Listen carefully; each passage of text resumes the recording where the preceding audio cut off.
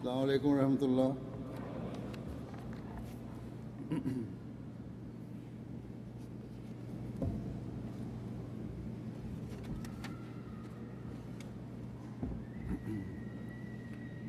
أشهد أن لا إله إلا الله وحده لا شريك له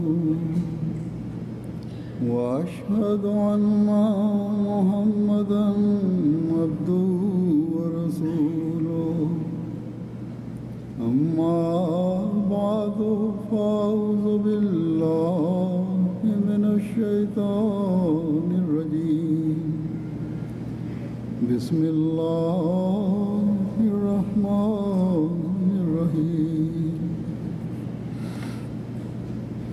الحمد لله رب العالمين الحمد لله رب العالمين الرحمن الرحيم مالك يوم الدين إياك نعبد وإياك نستعين اهدنا الصراط المستقيم صراط الذين أنعمت عليهم غير المغضوب عليهم ولا الضالين.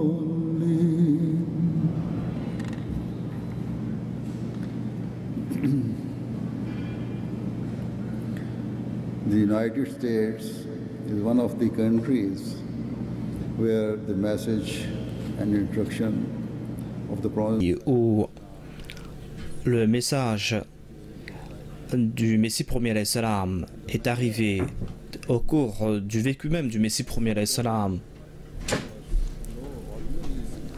et la manière dont cela s'est passé n'était pas un événement ordinaire. En fait, le message du Messie premier alayhi salam est arrivé aux États-Unis en résultat d'un certain John Alexander Dowie.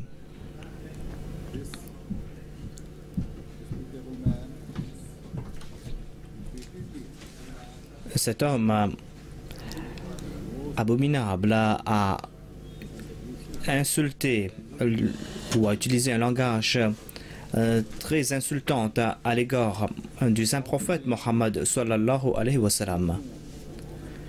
Il a aussi déclaré que très tôt ou bientôt la religion de l'islam sera va complètement disparaître de la surface de la terre. Et il faisait des efforts, il faisait beaucoup d'efforts pour insulter l'islam, et ainsi il ne s'est pas arrêté là, mais il est parti encore plus loin, car il s'est présenté au monde comme un prophète de Dieu. Et le sens d'amour et d'honneur que ressentait le Messie premier alayhi salam à l'égard du saint prophète Mohammed paix soit sur lui et pour l'islam était tel qu'il n'a pas pu endurer ces déclarations, ces insultes et ces profanités prononcées par M. Dowie. Le Messie premier alayhi salam a déclaré que ce menteur et cet homme est un ennemi de l'islam. Ainsi donc, il faut lui écrire une lettre et lui envoyer une lettre, et il doit participer dans ce défi. Dans le monde aujourd'hui, il n'y a pas d'autre vraie religion à part l'islam. Et c'est seulement quand on va soutenir l'islam que l'on va montrer ses vrais signes et ses bénédictions de Dieu. Ainsi donc, c'est ma foi que si ce menteur va me défier, eh bien, il va souffrir un grand échec, ou il va subir un grand échec. Ainsi, il sera châtié en raison de ses mensonges. Voilà ce qu'a dit le Messie promis alayhi salam. Le Messie promis alayhi salam a lancé un défi à M. Doui. Il lui a lancé ce défi de Mubahala, c'est-à-dire un duel de prière. Ce défi a été publié dans plusieurs journaux. Et le Messie promis alayhi salam a présenté ce défi à M. Doui. Il a répété cela à plusieurs reprises. La nouvelle du Messie promis alayhi salam, ou la nouvelle de ce défi, a été publiée partout, ici dans les journaux des États-Unis.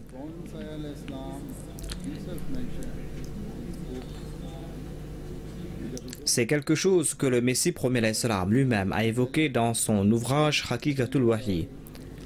Lorsque la nouvelle de ce défi est arrivée dans les oreilles de M. Doui, on lui a demandé de répondre à cela. Et il a répondu en usant des termes dérogatoires à l'égard du Messie promis alayhi salam. Il a déclaré qu'en Inde, il y a un certain Messie musulman qui m'écrit et qui dit que Jésus-Christ est décédé et a été enterré au Cachemire. Les gens me demandent pourquoi est-ce que je ne réponds pas à cette personne. Croyez-vous que je devrais répondre à de tels insectes? Si je devais poser mon pied sur ces insectes, je les aurais écrasés complètement. Le fait est, dit M. Doui, que je veux tout simplement leur accorder un peu de répit afin qu'ils puissent survivre. Le Messie promis alayhi salam a déclaré que quel que soit même si Doui a accepté ce défi ou pas, lui et sa ville ne vont pas se protéger de ce châtiment divin et il y aura une grande calamité qui va frapper cette ville et Doui. Et le 28 juin 1903, le journal de Chicago a présenté un article à propos du Messie promis alayhi salam et de son défi. En gros titre, il y avait que est-ce que Doui va pouvoir s'échapper de ce défi? Dans l'article, on a présenté la photo du Messie promis alayhi salam et on avait aussi placé la photo de M. Doui. On avait eu ce texte aussi. Il est dit que Mirza déclare que Doui est un menteur et qu'il doit prier et implorer Dieu et qu'il prie pour que Doui soit exterminé au cours de sa vie. Il a aussi déclaré que c'est Dieu qui va faire la distinction entre un menteur et un véridique. Et on doit prier pour que le menteur décède au cours de la vie de celui qui est véridique. Voilà le défi lancé par le Messie promis alayhi salam. Et le monde a témoigné de cela. Le monde a témoigné du résultat, comme l'avait dit le Messie promis alayhi salam dans cette prophétie. Le déclin humiliant de Doui était là, était évident, tout le monde a vu cela.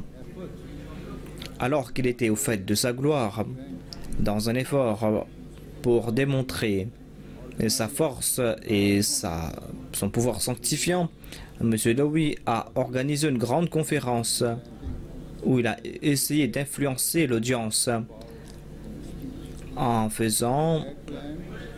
essayant de montrer son pouvoir grâce à sa parole, grâce à ses discours. Il a organisé ces grands événements pour plusieurs mois. Mais lorsque le moment est venu et lorsqu'il s'est mis debout pour se préparer, pour donner ce discours, M. Doui n'a pas pu parler et il a commencé à faire des bruits absurdes. Il ne pouvait plus maîtriser sa langue.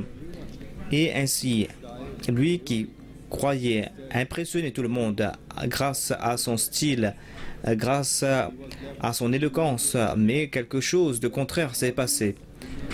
Il était humilié et l'audience s'est détournée de lui et les gens ont commencé à quitter l'assistance. Ainsi, l'événement qu'il avait planifié afin qu'il puisse montrer son pouvoir, cet événement était le début de sa humiliation et de son déclin.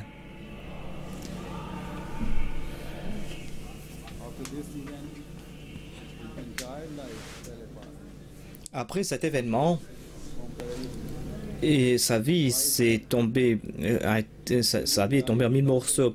Il a souffert de paralysie. Sa femme l'a quitté. Ses enfants sont partis sans ayant d'enfants.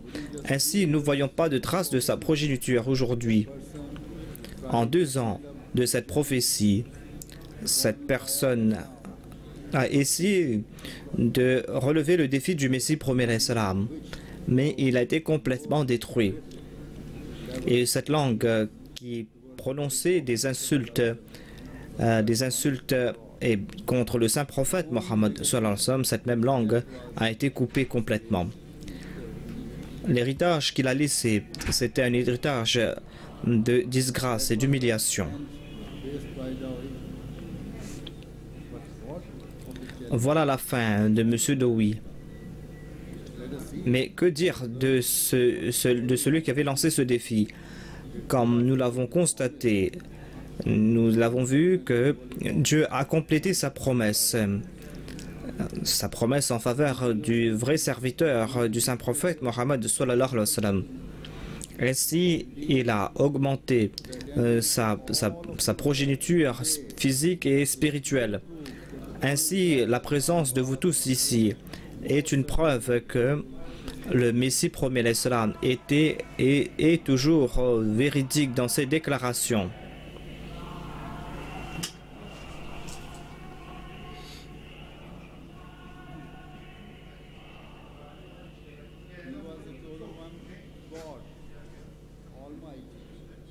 Il était le choisi de Dieu.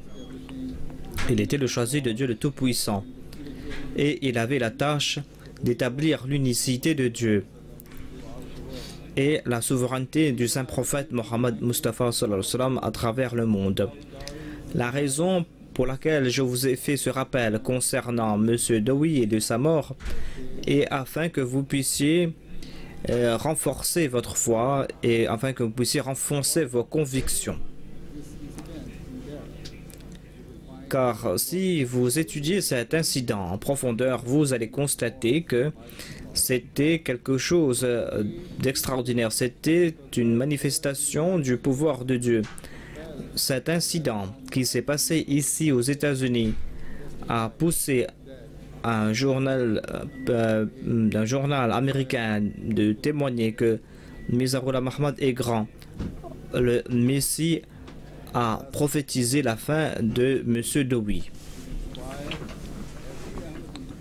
Ainsi donc, cet incident doit inspirer tout Ahmadi des États-Unis afin qu'ils puissent progresser dans leur foi,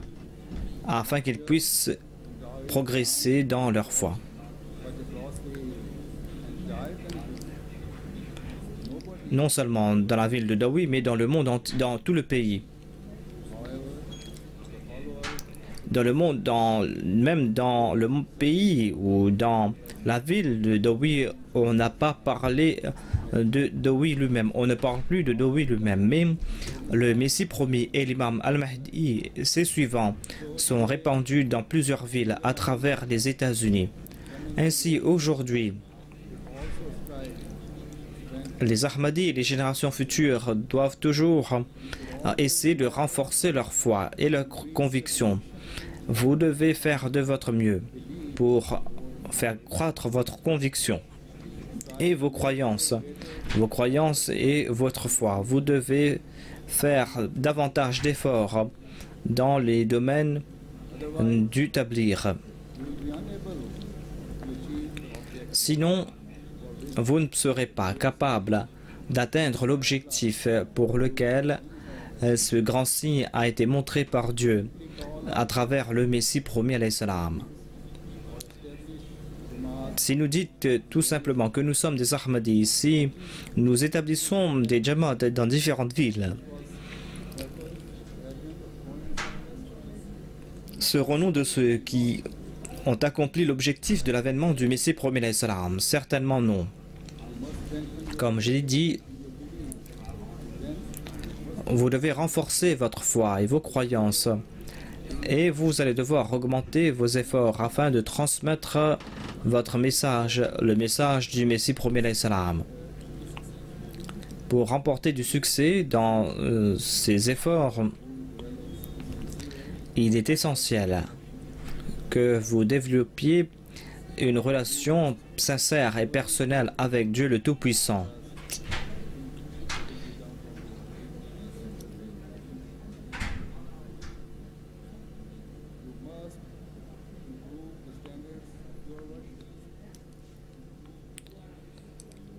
Vous devez augmenter ou vous devez rehausser le seuil de vos actes d'adoration. Et vous devez aussi progresser spirituellement. Les musulmans Ahmadis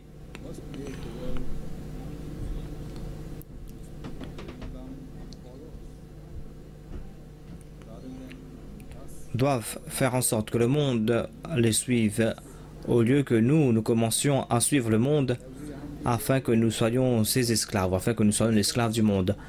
Ainsi donc, tout Ahmadi doit examiner sa personne et voir s'il est en train d'apporter des changements en lui afin qu'il puisse atteindre cet objectif.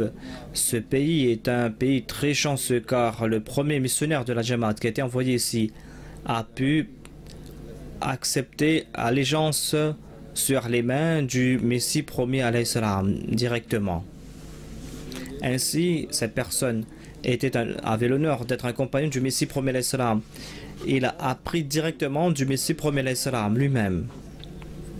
Tout cela prouve que Dieu, le Tout-Puissant, avait regardé de près dans la direction de cette nation. Il est clair donc que Dieu certainement désire que les gens des États-Unis, qu'ils puissent comprendre l'islam, qu'ils puissent accepter le message de l'islam.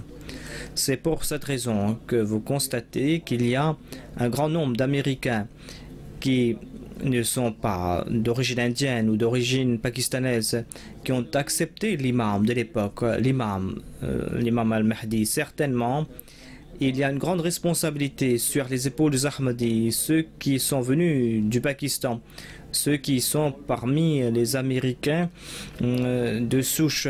Ils doivent toujours avoir en tête le fait qu'Allah leur a donné la possibilité d'accepter l'Ahmadiyya et il leur a envoyé ici dans cette nation où il a fait en sorte qu'ils naissent ici, ces Ahmadis. Ainsi donc, ils sont là pour qu'ils puissent transmettre aux autres le message du saint prophète Mohammed Mustafa sallallahu alayhi wa sallam. Et Allah a envoyé ces personnes afin qu'elles puissent utiliser leurs aptitudes. Afin d'atteindre cet objectif, quelle doit être la méthode à suivre? Comme je l'ai dit, tout d'abord, il est important d'établir cette relation avec Dieu. Et cette relation est basée sur l'adoration sincère. Deuxièmement, vous devez faire de votre mieux afin que chacune de vos paroles, afin que chacune de vos actions soit accomplie pour avoir le plaisir de Dieu.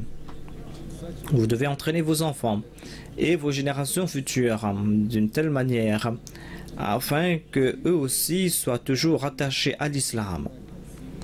De la même manière que un bout de métal est attiré par un aimant.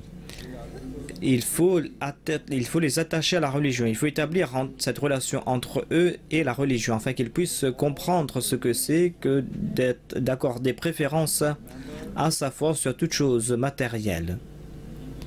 Souvenez-vous aussi du fait que en tant qu'adulte, si vous ne respectez pas cet engagement et si vous n'utilisez pas toutes vos facultés et si vous ne faites pas ces efforts et si vous n'accordez pas préférence à votre foi, eh bien, ne croyez pas que vos enfants et vos générations futures vont comprendre ce que cela veut dire. Comme je l'ai dit, ce que j'ai décrit ne sont pas que de simples paroles, mais ce sont les attributs qui sont nécessaires afin de marcher sur cette voie. Cette voie qui, selon la terminologie islamique, est connue comme la taqwa, c'est-à-dire la voie de la droiture, la voie de la piété. De telles personnes pieuses méritent respect et méritent honneur aux yeux d'Allah. Comme Allah le déclare dans le chapitre 49, verset 14, « Inna akramakum indallahi atqakum » Certainement, les plus honorables parmi vous aux yeux d'Allah sont ceux qui sont les plus vertueux. Ainsi donc, vous devez comprendre et vous devez vous souvenir du fait que la richesse matérielle, le statut matériel, avoir une grande maison, avoir une voiture très chère ne va pas faire que vous soyez honoré aux yeux d'Allah. De telles choses matérielles vous ont été accordées par Dieu comme une faveur et comme un moyen pour que vous puissiez vivre dans le confort. Mais cela ne veut pas dire que vous êtes meilleur que les autres aux yeux d'Allah. Ainsi, on ne doit jamais être fier concernant ces richesses matérielles. On ne doit jamais croire que l'on mérite davantage d'honneur et de respect que ceux qui sont moins riches que lui. Nous avons vu les résultats de cette crise financière qui a frappé le monde depuis quelques années. Nombre de personnes qui étaient apparemment très riches ont été poussées vers une vie d'austérité, et le système financier qui régit le monde occidental ou le monde entier est tel que c'est très rare que quelque chose que vous dites que vous possédez, et vous la possédez, cette chose ou cet objet. On peut dire que on possède quelque chose, mais dans la réalité, on a utilisé des cartes de crédit ou des prêts bancaires pour acquérir ces choses. Ainsi, ces personnes, on est en train de pousser les consommateurs vers une vie de dette. Si tel est le cas, doit-on être fier de cela? Devez-vous montrer c'est bien que vous avez acquis à travers des cartes de crédit? Ce n'est pas quelque chose d'intelligence, ce n'est pas un signe de sagesse. Au contraire, c'est un acte stupide que de faire cela. C'est un acte d'ignorant que d'agir ainsi. Vous devez donc méditer à ce sujet.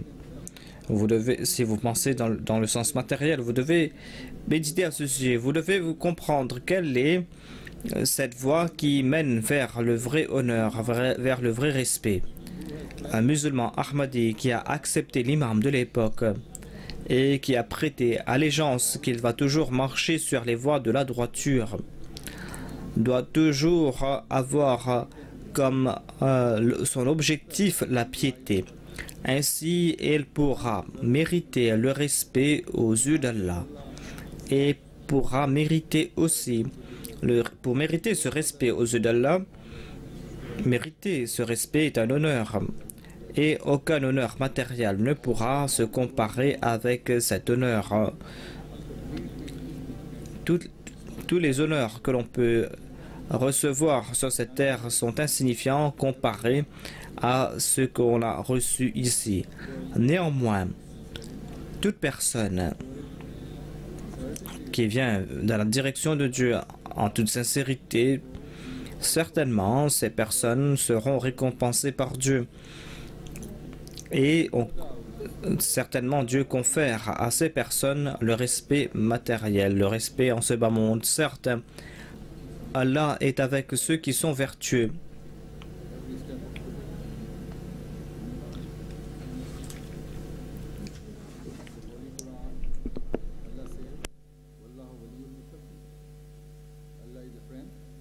Dans le Saint-Coran, Allah déclare Wallahu waliyul muttaqin. Allah est l'ami des vertueux. Le mot utilisé dans la langue arabe ici est wali. Wali ne signifie pas un ami ordinaire ou une amitié ordinaire, mais c'est l'amitié de la part de Dieu, une amitié qui n'a pas de limite et les sens sont différents. Wali ne signifie pas uniquement ami, mais wali signifie aussi celui qui aime, celui qui aide, le protecteur et le gardien. Dans un autre verset du Saint-Coran, Allah déclare وَمَا لَكُمْ مِن دُونِ اللَّهِ مِن وَلِيٌّ وَلَا نَصِيرٌ. En sus d'Allah, vous n'avez pas d'amis et vous n'avez pas d'aide. En dehors d'Allah, vous n'avez pas d'amis et vous n'avez pas d'aide. Ainsi donc, l'on ne pourra pas progresser dans sa foi sans l'aide et sans l'amitié d'Allah. Et on ne pourra pas non plus progresser dans le domaine matériel sans l'aide d'Allah. Ces personnes qui sont consommées, qui sont complètement épris par l'éclat de ce bas monde peuvent progresser matériellement par leurs efforts. Mais ce n'est pas ainsi qu'agit un Ahmadi, car un Ahmadi a prêté allégeance au Messie promis alayhi salam et il a promis qu'il va accorder préférence à sa force sur les choses matérielles. Ainsi, son progrès spirituel et matériel sont liés avec lui. Et cela dépend du fait qu'il accorde préférence à sa foi sur les choses mondaines. Un Ahmadi doit choisir entre ces deux options. Soit qu'il va empêcher ces richesses de ce bas monde d'avoir le dessus sur lui, ou qu'il doit respecter l'engagement qu'il a pris concernant sa foi. Voilà ces deux options devant lui. Et vous ne pourrez pas compléter cela sans si vous arrivez à avoir une vie pluralistique. Si vous êtes attiré par ce bas monde, alors ainsi donc il ne peut pas être ainsi qu'une moitié de vous se tourne vers le monde et qu'une autre moitié se tourne vers Dieu. Voilà donc il est dit que ceux qui vont suivre les préceptes de l'islam vont avoir l'amitié d'Allah. L'amitié d'Allah n'est pas quelque chose d'ordinaire. Un ami est toujours là pour servir l'ami, mais des fois un ami peut être impuissant. Un ami ne peut pas aider son ami. Mais c'est pour cette raison qu'il est dit qu'Allah est le meilleur ami, car il possède tous les pouvoirs. Et il comprend toutes ses capacités, toutes ses aptitudes. Il n'y a pas de limite à ce qu'il peut faire pour son ami. Je dois apporter un éclaircissement ici. Le Messie promis alayhi salam a expliqué brillamment le fait que quand Allah devient l'ami de quelqu'un, eh bien, il est essentiel pour cet individu que de respecter ses devoirs d'ami envers Allah. C'est parce que on ne peut pas avoir cette amitié qui est à sens unique. Ainsi, celui qui est l'ami de Dieu doit toujours accomplir ses devoirs d'ami.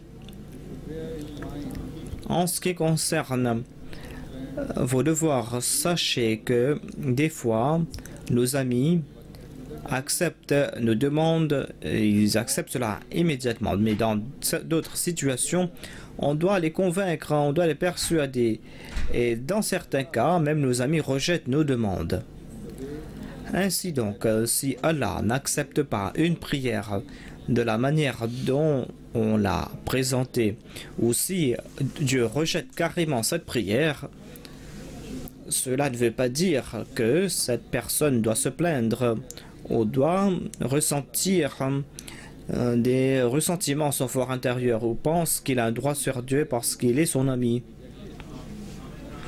Au contraire, même lorsqu'une prière est rejetée par Dieu, par Allah, cela ne s'arrête pas là.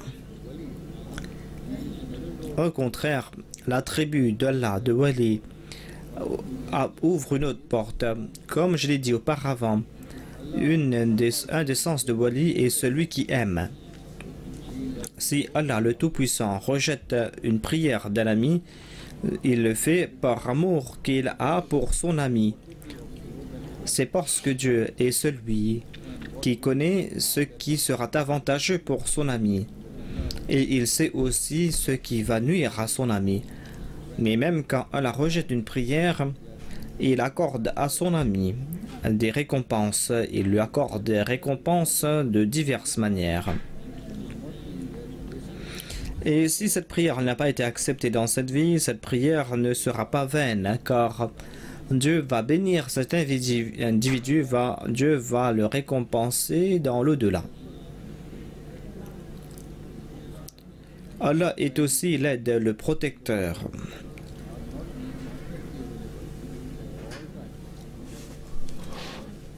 Nos amis ne sont pas toujours disponibles pour venir nous aider, pour venir nous protéger. Alors qu'Allah, le Tout-Puissant, est toujours disponible, il est omniprésent, il n'est jamais fatigué et il n'a pas besoin de se reposer. Ainsi, le vrai aide, le vrai protecteur est celui qui est toujours présent à chaque instant. Voilà notre Seigneur. Et c'est un excellent ami. Il est très sage. Et qui peut rejeter un tel ami? Et qui peut se tourner ailleurs? En ce qui concerne les avantages que l'on peut accorder aux autres, alors Allah déclare à ce sujet: voici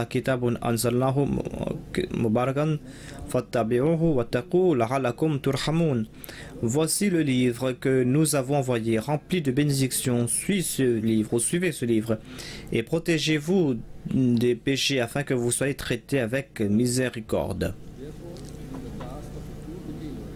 C'est un verset de la sourate Al-An'am. Ainsi, il incombe à un vrai croyant que de ne pas courir derrière ce monde, mais il doit courir dans la direction de Dieu le Tout-Puissant. Il doit essayer de chercher le plaisir de Dieu. Et c'est là qu'il pourra marcher sur la voie de la droiture. Pour l'aider à atteindre cet objectif, Dieu déclare que son livre est parfait. Dieu déclare que son livre est complet. Et son livre comprend toutes ses connaissances, les connaissances du monde. Son livre comprend aussi tous les droits de l'homme à l'égard de ses congénères, et comprend aussi les normes à atteindre afin que nous puissions avoir le plaisir de Dieu. Les progrès de l'homme sont liés au Saint-Coran. Les progrès en ce bas monde est lié avec le Saint-Coran. Le progrès social est lié avec le Coran. Le progrès individuel est lié avec le Coran.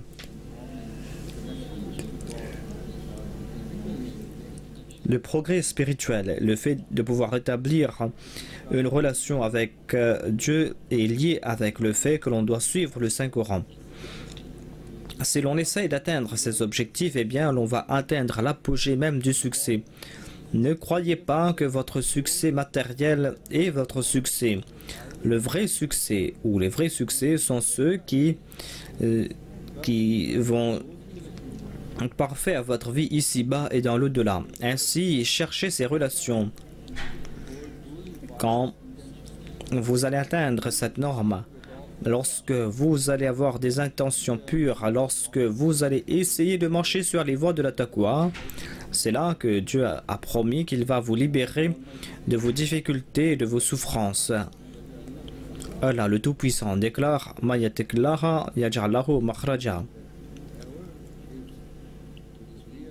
Cela veut dire quiconque vit avec la crainte de Dieu en son cœur sera récompensé, car Allah va lui ouvrir des voies et va lui accorder du confort. Sa direction n'est pas limitée à des questions qui ayant trait à la maison, mais cela concerne tous les domaines. Certaines personnes sont si soucieuses concernant leurs besoins matériels que ces personnes accordent à leur foi une importance secondaire. Ces personnes pensent que si elles n'essayent pas de combler leurs besoins matériels, eh bien, elles seront en grande difficulté. et elles seront en grande difficulté dans la société et vont mourir humiliées. Mais ces gens doivent réaliser que Dieu a promis. Cela veut dire qu'Allah va récompenser ou qu'Allah va combler leurs besoins par des moyens qu'ils ne peuvent pas imaginer. Le Messie premier alayhi salam a déclaré à ce sujet que l'homme est empêtré dans des difficultés et il a divers besoins. Il a grande difficulté et le principe qui nous a été enseigné, c'est d'adopter la taqwa.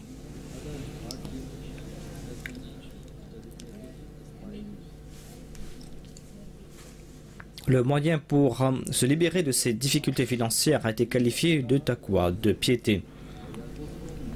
Dans le Saint-Coran, Allah déclare Man yattaqillaha yaj'al lahu makhraja wa yarzuqhu min haythu la yahtasib. Allah va lui trouver une issue et Allah va pourvoir à ses besoins de là où il ne s'attend pas.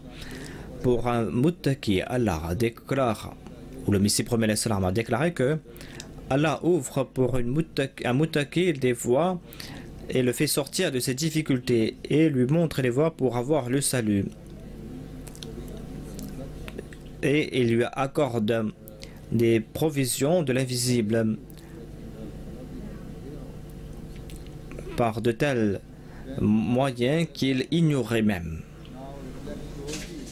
Ensuite, le Messie premier déclare que méditez sur cette question. Qu'est-ce que l'homme désire en ce bas monde? Le plus grand désir de l'homme est qu'il puisse vivre dans le confort, qu'il puisse avoir la tranquillité. Et pour cela, Allah lui a donné un seul moyen et cela, c'est la voie de la piété. À savoir que c'est là la voie du Saint-Coran. Voilà ce que veut dire la Surat al-Mustaqim.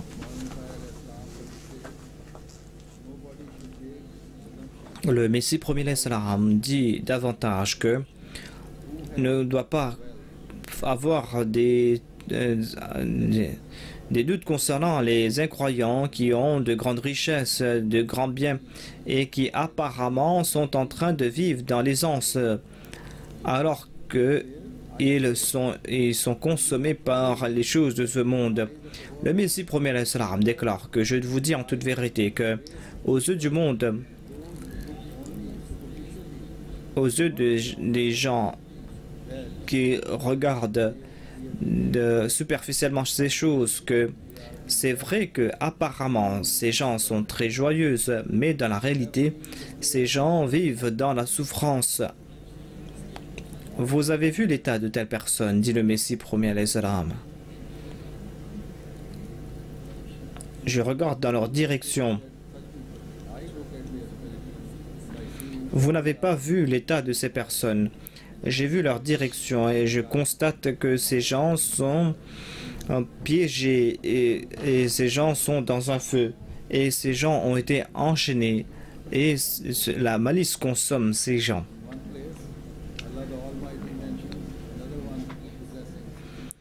Dans un autre verset, Allah a évoqué une autre bénédiction qu'il a accordée aux pieux, à savoir que il crée ce confort. Si vous regardez l'état du monde aujourd'hui, vous allez constater qu'il y a une guerre mondiale qui est en train de s'approcher de nous et le monde se trouve au bord d'un précipice. Si le monde ne se débarrasse pas de sa négligence, de ses transgressions, de ses cruautés, eh bien, le monde sera ainsi de la grande colère de Dieu. Quand une telle colère frappe, eh bien, si une personne quelconque en est protégée, c'est cette personne qui sera considérée comme pieuse. Allah déclare ailleurs dans le Saint-Coran « Innal muttaqina fi maqamin amin » Certainement, les pieux, les muttaqis seront dans un lieu de sécurité. Le Messie premier alayhi salam a évoqué cela dans un vers de ses poèmes. Il a déclaré que Il y aura le feu, mais seuls ceux qui seront aimés par Dieu, qui seront protégés de ce feu. Il y aura un feu, et ce feu va protéger uniquement ceux qui éprouvent de l'amour pour Dieu. Dieu qui est tout-puissant. Voilà donc la promesse faite par Dieu. Et à notre époque, le Messie premier salam nous a rassurés concernant cette destruction, à savoir que seules ces personnes qui vont suivre les voies de la vertu seront protégées de cette destruction, ces personnes qui craignent Dieu.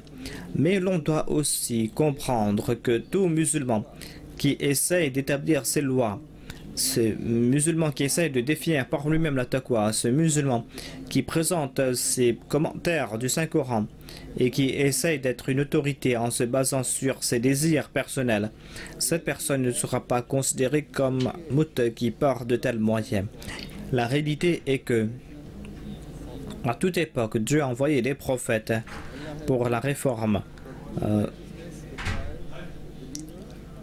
Allah a déclaré que la piété requiert d'un croyant qu'il doit le suivre et obéir ses prophètes.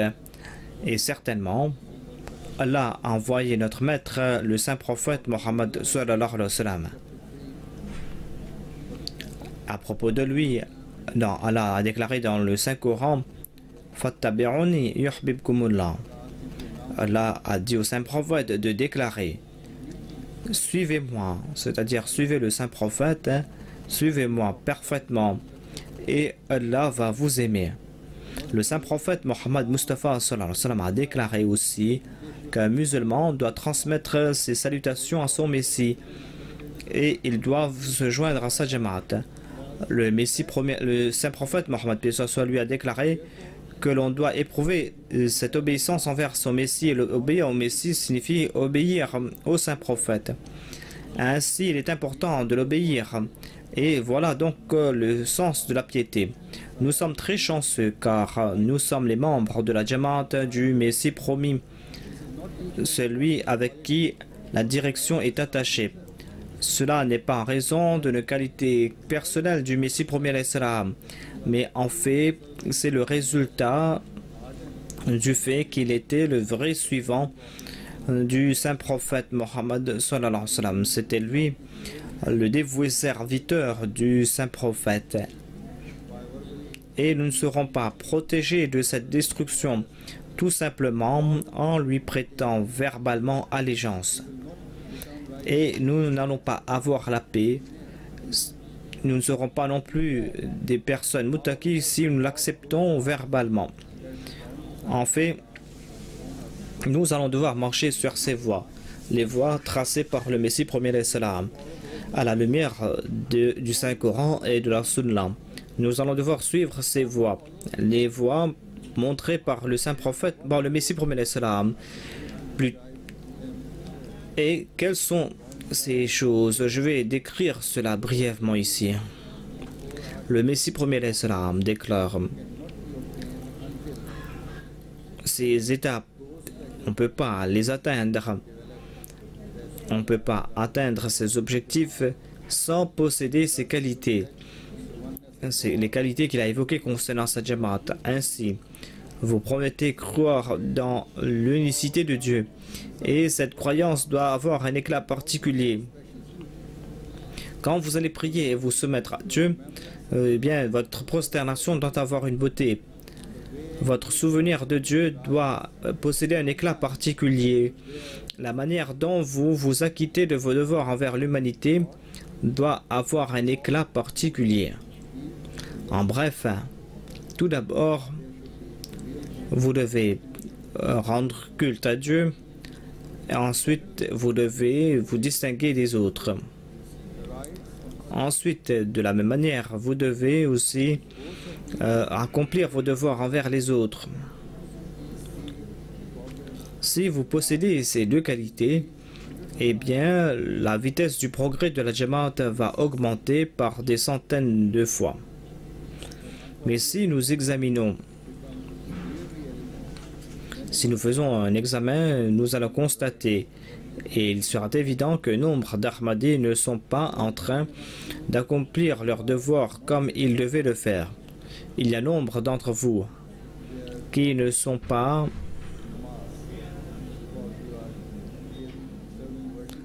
en train de protéger leur salat, car vous êtes en train de courir derrière le monde.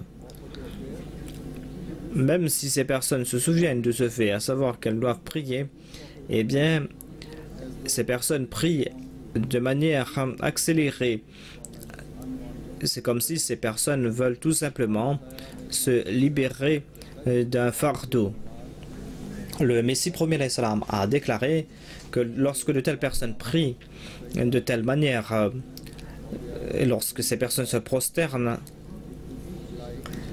ou lorsque ces personnes sont en train de se prosterner, c'est comme des poules qui sont en train de picorer des graines. Voilà donc l'état des prières obligatoires. Et il y a aussi les prières nawafil. Et cela se fait rarement parmi les Ahmadis. Ainsi, on va se soumettre réellement à Dieu lorsque l'on va accorder préférence à Allah sur toute autre chose. Il y a aussi les devoirs que l'on a envers ses semblables. Et le niveau dans ce domaine n'est pas non plus le niveau requis. Toute personne doit s'acquitter de ses devoirs envers autrui. Et on ne pourra pas l'accomplir tant que, en tant qu'être humain, on n'est pas en train de dire que l'on doit défendre les droits des autres. Il doit défendre les droits des autres au lieu de défendre ses propres droits. La devise de l'islam, c'est que l'on doit s'acquitter de ses devoirs envers les autres. Avant que quelqu'un ne soit poussé à demander ses droits, il incombe au croyant lui-même que d'accorder ses droits aux autres. Si vous pensez en ces termes, eh bien les disputes qui existent dans vos familles, ces disputes entre époux, le fait qu'ils se font des demandes, tout cela va disparaître. Votre relation dans la société doit toujours être un exemple d'amour et d'harmonie pour les autres. Si vous suivez les principes que j'ai évoqués, eh bien, les doléances concernant les responsables qui ne sont pas en train de bien traiter les autres, ces doléances, ces griefs vont disparaître. Et les soucis que l'on a entre les Pakistanais et les non-Pakistanais, entre les Afro-Américains et les Américains blancs, tous ces disputes, tous ces soucis vont disparaître et la Jamaat va progresser comme unie, va marcher dans cette direction et aucun obstacle ne va arrêter le progrès de la Jamaat. En ce qui concerne les relations mutuelles au sein de la Jamaat, le Messie promis alayhi salam a déclaré que notre Jamaat ne va pas fleurir tant que l'on n'éprouve pas de l'amour mutuel. Usez de toutes vos capacités et de toutes vos aptitudes pour démontrer cette compassion parfaite et cette sympathie. Éprouvez de l'amour pour les faibles. Éprouvez de l'amour pour ceux qui sont vulnérables. Le Messie premier l'Islam a déclaré davantage que si l'on n'est pas pardonnant, si on ne fait pas preuve de compassion, eh bien certainement vous serez poussé vers quelque chose d'horrible. Une Jamaat sera fondée lorsqu'on va faire preuve de miséricorde. Quand on va atteindre cette étape, on sera comme les membres d'un seul corps, comme les organes d'un seul corps, et on va s'occuper des autres mieux que l'on s'occupe de ses frères. Dans un autre de ses écrits, le Messie promis alayhi salam déclare que les membres de la Jamaat ne sont pas tous au même niveau, et ainsi donc ceux qui sont faibles doivent être aidés, et on doit renforcer ceux qui sont faibles. Et il déclare: il sera très inapproprié qu'il y ait deux frères et que l'un sait comment nager alors que l'autre ne sait pas nager.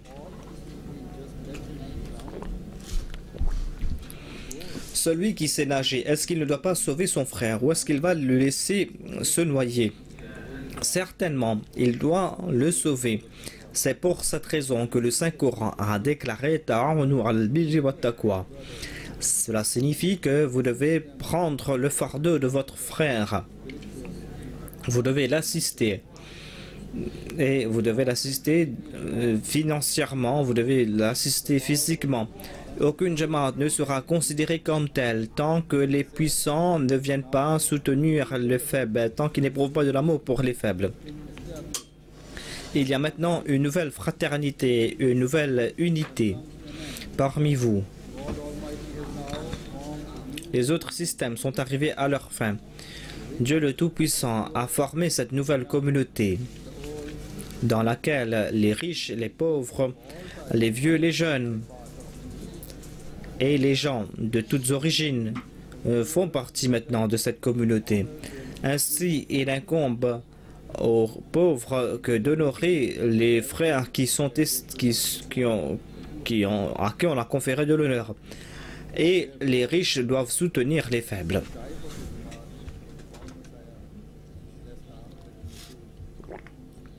Voilà donc la Jamaat que le Messie premier d'Islam voulait fonder. Et ce genre de communauté que l'on doit établir à travers le monde.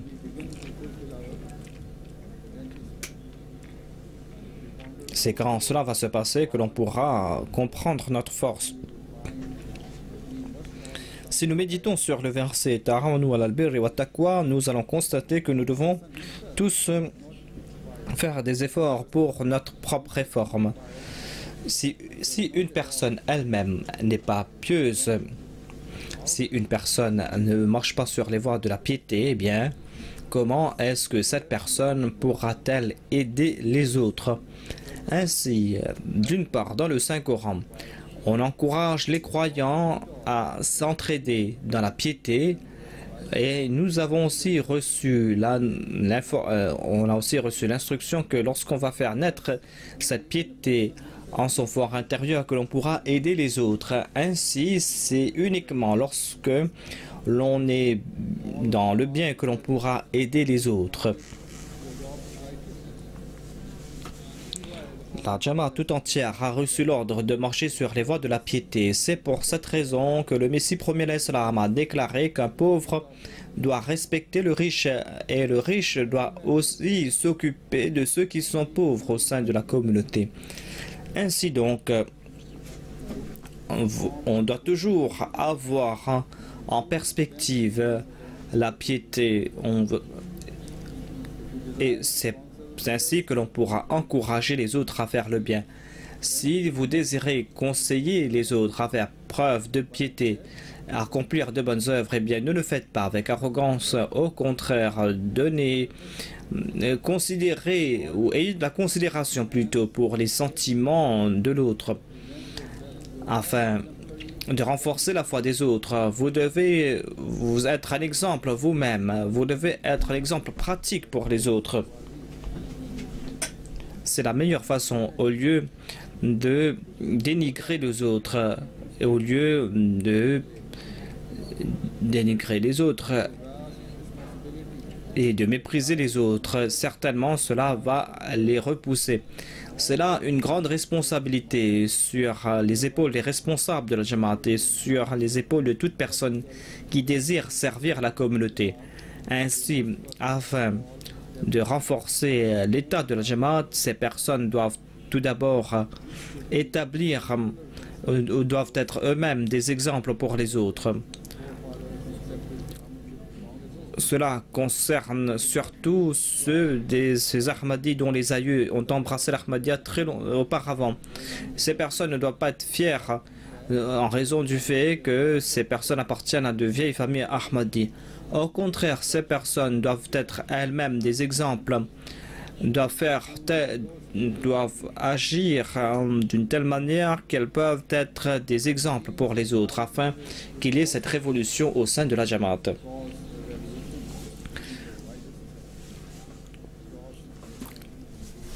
Et cela doit apporter une révolution aussi dans le monde entier et dans le pays en particulier.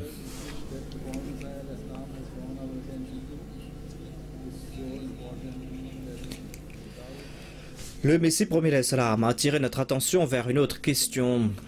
Et sans cela, la religion ne sera pas parfaite et on ne pourra pas distinguer entre le bien et le mal. Et sans cela, on ne saura pas être ce que désire Dieu et son prophète.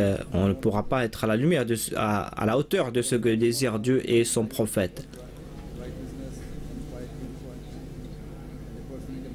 Et l'on ne pourra pas non plus reconnaître les exigences de la piété, de la taqwa. On ne pourra pas reconnaître non plus on ne pourra pas reconnaître non plus le péché. Et le livre sacré nous guide dans la bonne direction. Ce livre nous a présenté cette voie droite. Et cette voie, c'est la voie du Saint-Coran, c'est la loi finale, c'est la loi, le livre de Dieu. Et ainsi, ce livre nous accorde la connaissance concernant la foi et concernant les choses matérielles. C'est une direction pour les croyants et toute personne humble. Aucune personne n'aurait pu concevoir un tel ouvrage. Concernant ce trésor, le Messie premier l'Islam déclare que le Saint-Coran est un livre vivant. Je conseille tous ceux qui sont dans ma communauté, je leur conseille que Dieu a établi cette Jamaat comme une vérité. Mais celui qui agit de façon indécente au cours de sa vie, cette personne ne pourra pas développer en son fort intérieur cette lumière spirituelle. Et je désire que l'on manifeste ce pouvoir de Dieu. Allah m'a choisi pour accomplir cette tâche. Et c'est pour cette raison que vous devez lire le Saint-Coran. Et vous ne devez jamais considérer le Saint-Coran comme un livre de légende, mais considérez le Saint-Coran comme une philosophie.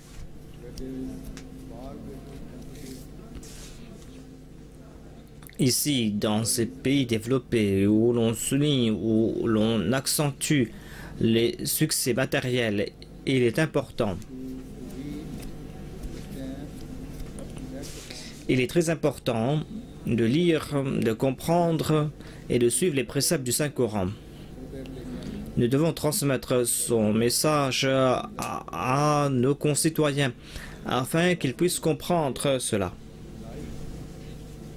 afin qu'ils puissent comprendre sa philosophie. Si cela se passe ainsi, eh bien, le monde va comprendre l'existence de Dieu le Tout-Puissant. Ainsi, les œuvres de l'Ahmadi doivent être les points sur lesquels ils doivent réfléchir afin que les autres puissent comprendre les enseignements de l'islam. Grâce à cela, on pourra montrer aux autres les enseignements de l'islam et on pourra répondre aux critiques de l'islam, ces critiques que l'on présente de temps en temps.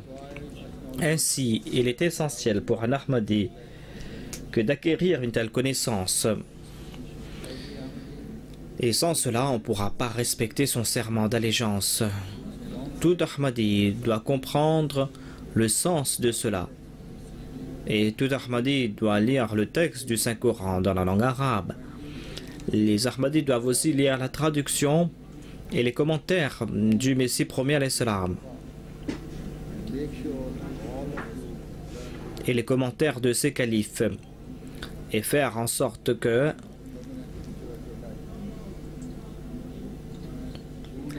cette lecture du Saint-Coran soit un fait permanent au cours de votre vie. Cette connaissance doit apporter un changement pratique et lorsqu'il y aura cette révolution de votre vie, le monde va comprendre la réalité de cette connaissance. Le monde sera attiré vers ces gens qui agissent ainsi. Et de nouvelles voies pour l'établir seront ouvertes. Lorsque ces nouvelles voies seront ouvertes, lorsque le monde va voir notre exemple pratique, c'est là que nous pourrons être de ceux qui vont attirer le monde sous la bannière du saint prophète Mohammed sallallahu alayhi wa sallam. Il est donc essentiel de reconnaître notre statut et de reconnaître notre valeur. Nous devons informer le monde que les grands signes, les signes que Dieu a montrés plus de 120 ans de cela, ce signe où il a soutenu le Messie premier l'Islam, ce signe n'était pas un signe pour cette époque. Ceci n'était pas limité à l'époque et ceci n'était pas une assistance temporaire. Ces personnes doivent comprendre aussi que les déclarations des journaux américains qui ont dit que grand est Mizarullah Muhammad, cela n'est pas le résultat de ce défi temporaire, mais c'est la destinée de la Jamaat du Messie promet l'Islam que de convaincre le monde entier concernant les grands enseignements de l'islam.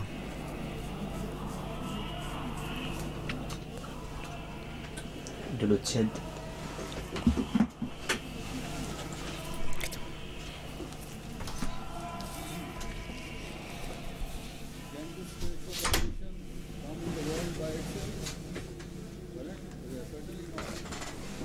Peut-on apporter cette révolution spirituelle automatiquement? Certainement non.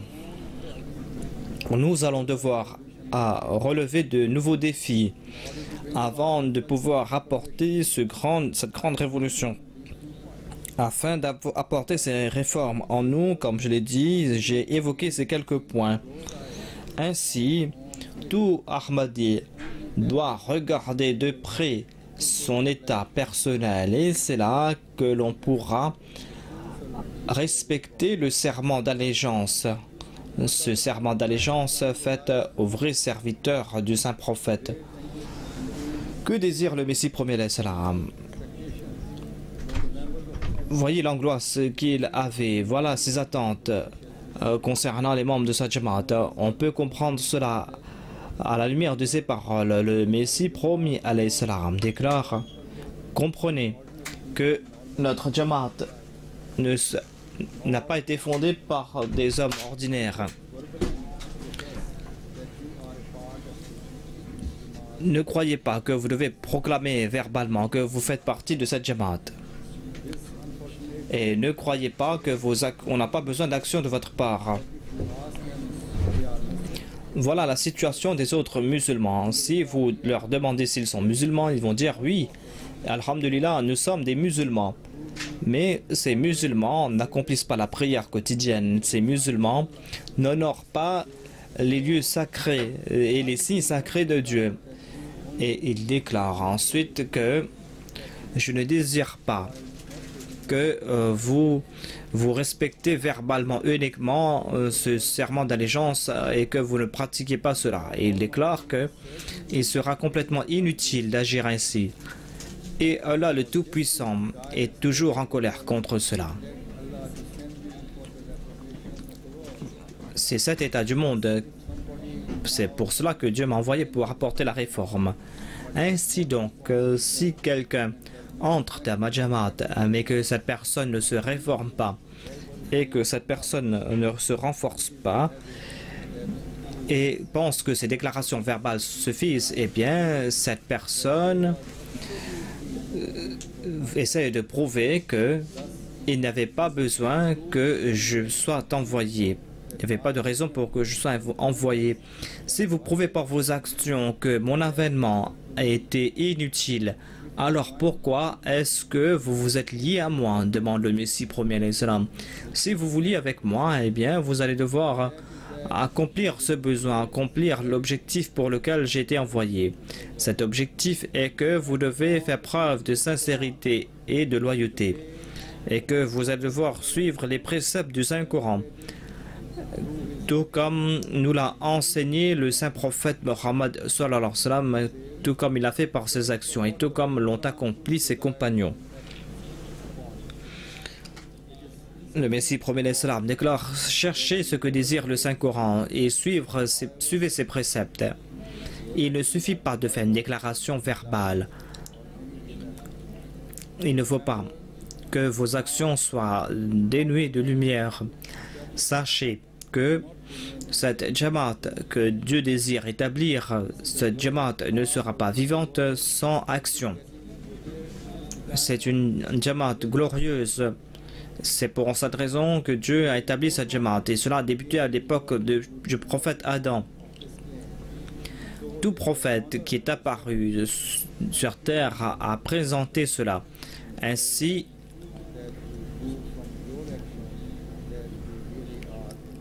honorer cela signifie que par vos actions, vous devez prouver que vous êtes véridique.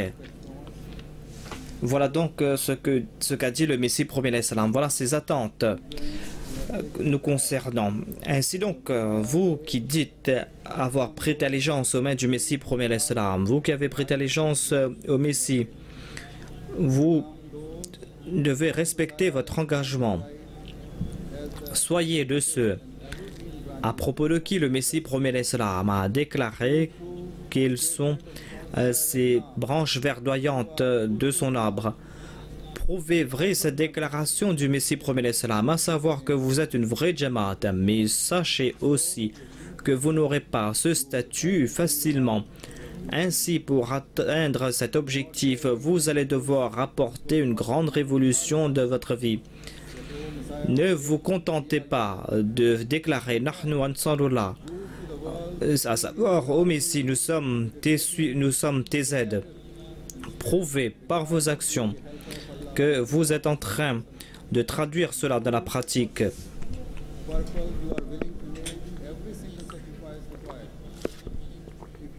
Prouvez aussi que vous êtes prêt à faire tout sacrifice.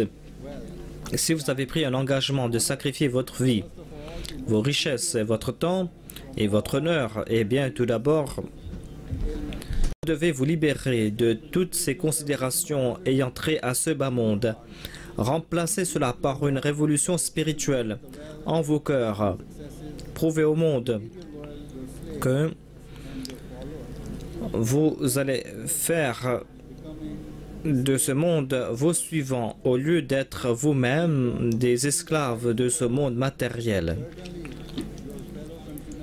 En ce qui concerne vos devoirs envers les autres, certainement, vos compatriotes ont un devoir, ont un droit sur vous.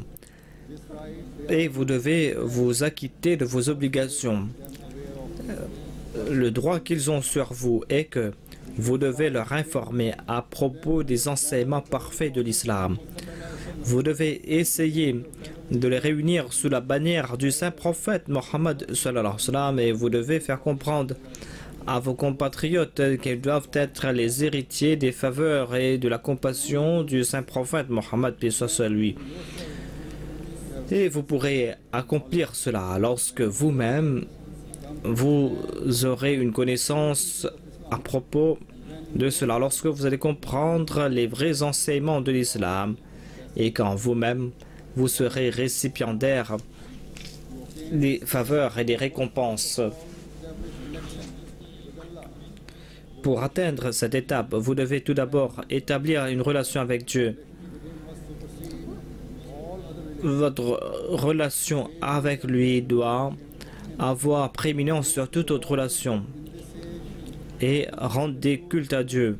Prouvez au monde qu'aujourd'hui, le Messie promis, cet amoureux parfait du saint prophète est venu et son avènement n'était pas vain. La réalité est que le Messie promis l'Islam est venu pour servir, pour sauver le monde de la destruction. Ainsi, venez, invitez ces gens, dites à ces personnes d'entrer dans cette forteresse qui est bâtie pour nous. Sachez aussi que pour établir cette relation avec le Messie promet l'Islam et pour entrer dans cette forteresse, vous allez devoir établir un lien incassable avec la deuxième manifestation du pouvoir de Dieu.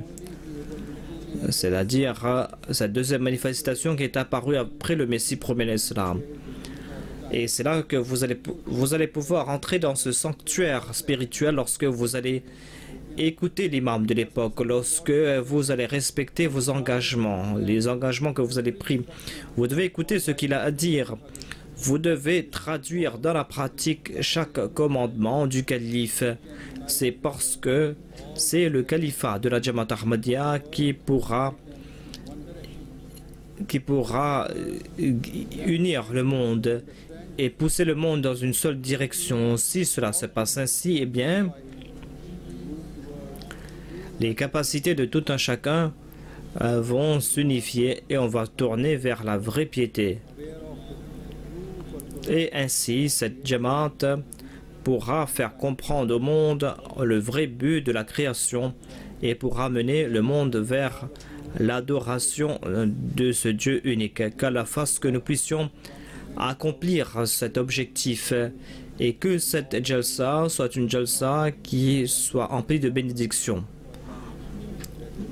et que ces changements ne soient pas temporaires et que ces changements soient permanents. Que ces changements spirituels soient transmis à vos générations futures. Qu'Allah nous bénisse et que nous soyons toujours récipiendaires des prières faites par le Messie promet l'Islam en faveur de sa Jamaat. Qu'Allah vous accorde sa protection et que vous puissiez retourner chez vous sains et saufs. Amin.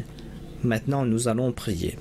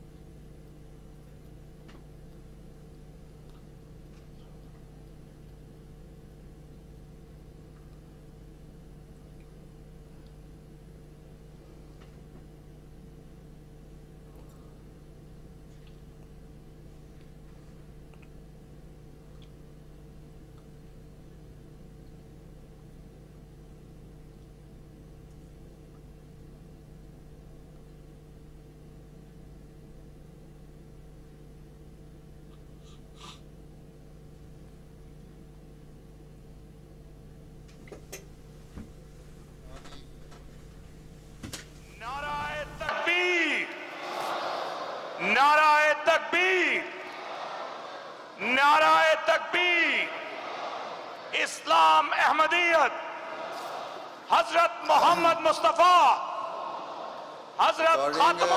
Please, according to the report given to me by the Afsar Salana, total attendance is 11,436, women 5,386, men 6,050, guests 2,469, 33 countries.